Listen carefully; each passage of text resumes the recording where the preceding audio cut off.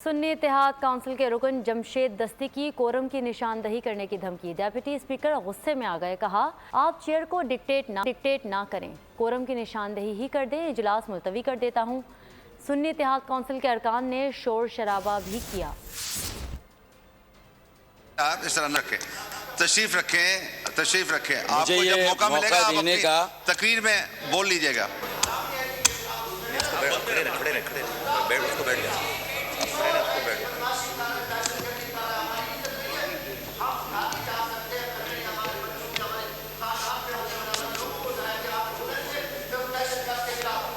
आप चेयर को डिक्टेट ना करें दस्ती साहब।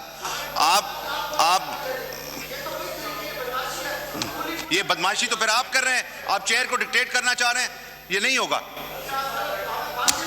आपने अगर हाउस नहीं चलाना तो मैं अजन कर ले देता हूं।